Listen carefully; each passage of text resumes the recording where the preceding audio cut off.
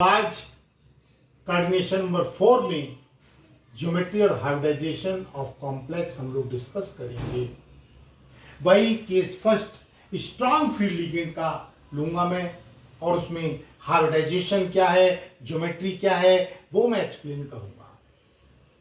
मेरा favourite complex NiCN का whole 4 2 minus ये है, यानी इस कॉम्प्लेक्स का IUPAC नेम क्या होगा? Tetracyanonickelate second ion. क्या होगा? Tetracyanonickelate second ion. Central metal ion इसमें कौन है? निकिल। आप जानते हैं निकिल का एटॉमिक नंबर कितना होता है? 28। कॉन्फ़िगरेशन क्या होगी? 1s2 2s2 2p6 3s2 3p6 4s2 3d8 4p0।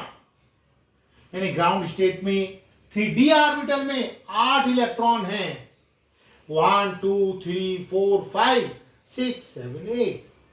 4s में 2 इलेक्ट्रॉन हैं। 4p ऑर्बिटल खाली है, बैकेंड है, एम्प्टी है। आपने 3 डिब्बे को ब्लैंक छोड़ दिया, बैकेंड छोड़ दिया, खाली छोड़ दिया। एक्साइटेड स्टेट, इस कॉम्प्लेक्स में निकिल का ऑक्सीडेशन स्टेट कितना है? 2+।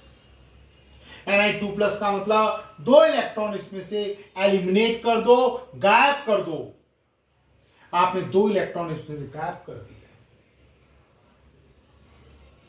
अब लिगेंड कौन है इसमें? साइनाइड लिगेंड है, सियानो लिगेंड है, साइनाइडो लिगेंड है। साइनाइडो यानी जो स्ट्रॉन्ग लिगेंड है उसका फंक्शन क्या है कि जब भी कॉम्प्लेक्स में स्ट्रॉन्ग फील्ड लिगेंड होता है तो मेटल के डी ऑर्बिटल में इलेक्ट्रॉनों की पेयरिंग हो जाती है अगेंस्ट द हुन रूल। तो आपने 8 इलेक्ट्रॉन को पेयर कर दिया, 1 2 3 4 5 6 7 8। फिर आपने कहा कि सर इसमें 4 बैकेंट ऑर्बिटल हमें चाहिए, हम कैसे अचीव करेंगे, कैसे एक्वायर करेंगे? तो बॉन्डिंग से 1 2 3 4, यानी हाइब्रिडाइजेशन में कौन कौन इन्वॉल्व हुआ?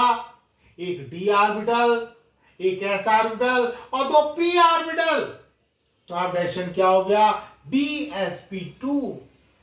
अब 4 आपका साइनाइड है, एक एक साइनाइड कोऑर्डिनेट बॉन्ड बना लेगा, coordinate bond coordinate bond coordinate bond. मैं एक बात आपको बताना चाहता हूं कि सर ये एरो के द्वारा जो इलेक्ट्रॉन्स हैं ये मेटल के इलेक्ट्रॉन, निकिल के इलेक्ट्रॉन हैं, लेकिन क्रॉस के द्वारा आपने लिगेंड के इलेक्ट्रॉन को शो करा।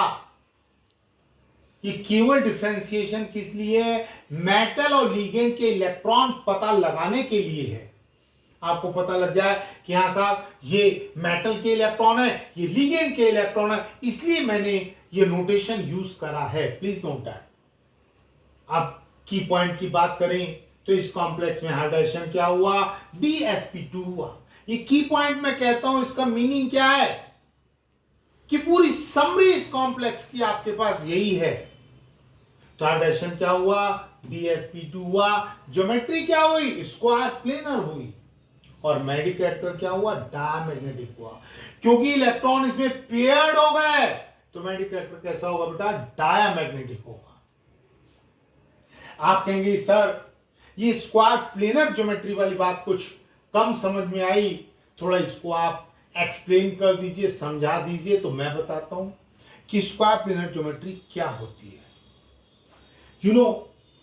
एक स्क्वायर प्लेन बनाओ। ये स्क्वायर प्लेन है आपका, मेरे सामने ये बॉक्स था, बच्चों ने टीचर्स डे पर मुझे गिफ्ट किया था, मुझे सामने दिखा, मैंने इसको ले लिया।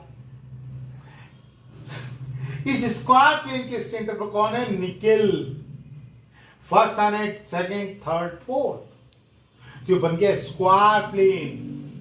ज्योमेट्री क्या हो गई? स्क्वायर प्लेनर ज्योमेट्री हो गई। बॉन्ड एंगल कितना हो गया? 90 डिग्री हो गया। आप इसकी बात करेंगे तो बॉन्ड एंगल कितना होगा? 90 डिग्री होगा। बच्चों बोलो। तो स्ट्रॉन्ग फील्ड लिगेंड में मैंने माय बेस्ट एग्जांपल NiCN का whole 4 carry the charge 2 minus लेकर के स्क्वायर प्लेनर ज्योमेट्री को एक्सप्लेन किया। आई थिंक बात समझ में आ गई होगी। अब वीक फील्ड लिगेंड का एग्जांपल लूंगा जिसमें टेट्राहेड्रल ज्योमेट्री होती है, और इसको मैं अगले नेक्स्ट जो वीडियो आएगा उसमें एक्सप्लेन करूंगा। ठीक है, एंजॉय करूंगा, बेस्ट ऑफ लक।